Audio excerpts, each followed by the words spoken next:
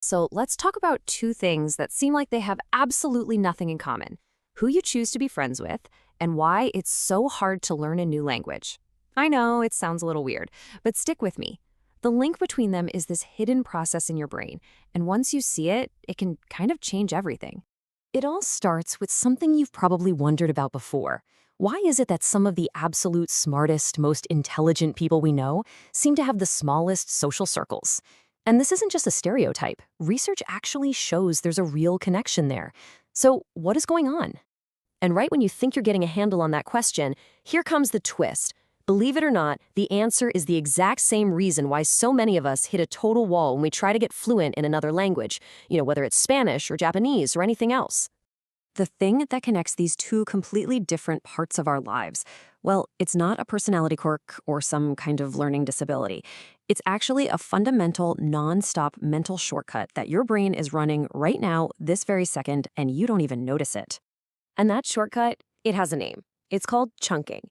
And honestly, it's one of the most powerful tools your brain has. Understanding how it works can completely change how you look at both your relationships and your ability to learn. So, what is it really? Well, researchers define chunking as your brain's amazing ability to take a whole stream of little bits of information, like sounds or words or even social cues, and bundle them together into one single, easy to use package.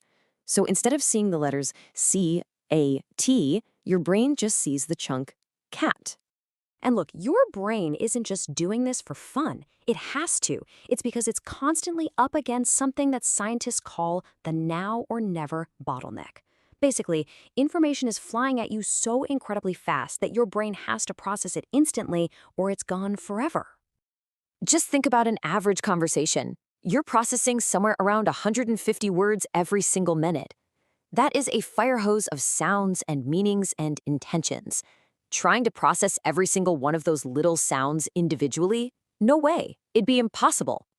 So what does your brain do? It comes up with this genius solution called the chunk and pass system. It chunks little sounds into syllables, then chunks syllables into words, and then chunks words into phrases you already know. It's like the assembly line of understanding, and it happens in a flash. Okay, so how does this lightning-fast chunking process explain our first puzzle, the social lives of really smart people? Well, it turns out our brains don't just chunk words, they chunk people. They chunk social situations. There was this fascinating study that found that the brains of more intelligent people are literally wired to be more efficient. And specifically, they are incredible at filtering out information that doesn't matter. You can think of this as a kind of social chunking. They quickly group all the social noise, like gossip or small talk, into a big chunk labeled unimportant, and then they just toss it aside. And this is why you see certain traits pop up again and again. Because their brains are constantly filtering for what's meaningful, they just naturally develop a higher standard for connection. They hate small talk because, well, their brain has already chunked it as low-value information. They're also often super quick to get a read on people, to see their true colors, because their brains are master pattern detectors, bundling all these subtle cues into a really clear picture. And this really reframes the whole thing, doesn't it? It's not that they're antisocial, it's that they're cognitively efficient.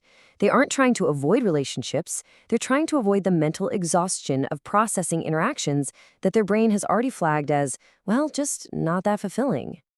So mystery number one is kind of solved, but what about the other one? All right, let's switch gears and go back to learning a language. How can the exact same mental process that makes you socially efficient also be the very thing that trips you up when you're trying to learn Spanish? This, right here, is the paradox. Okay, here's the key thing to get. In your own native language, you are a chunking superstar, a total pro. You don't actually speak word by word. You speak in pre-made, pre-packaged phrases.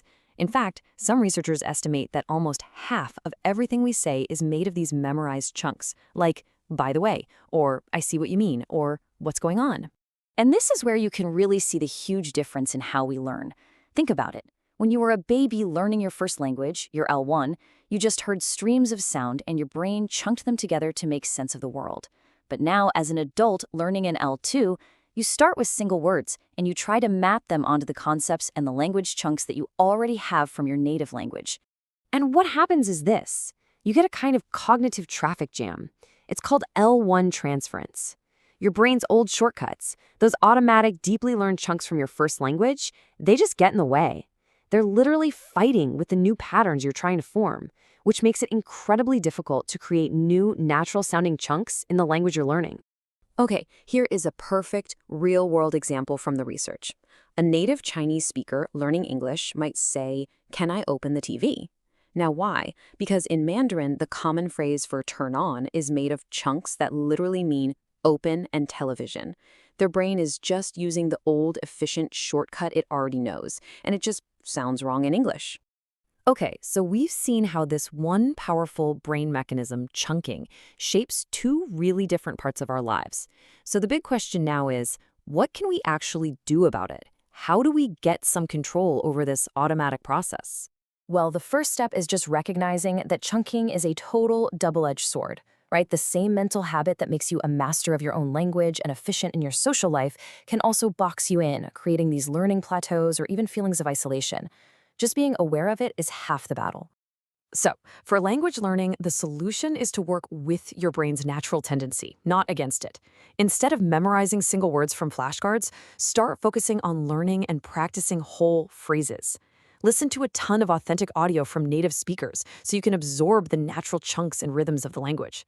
And then, the most important part, you have to actually use those new chunks in real conversations. You have to build new shortcuts to overwrite the old ones. At the end of the day, the big takeaway here is that so much of who we are, how we connect with people, how we learn, is governed by these hidden mental habits. By shining a light on a process like chunking, we can go from being passive passengers in our own minds to being active drivers. So I'll just leave you with this one thought. Your brain's incredible knack for creating shortcuts has built the person you are right now. Knowing that, what new pathways, what new chunks, and what new connections are you going to choose to teach it tomorrow?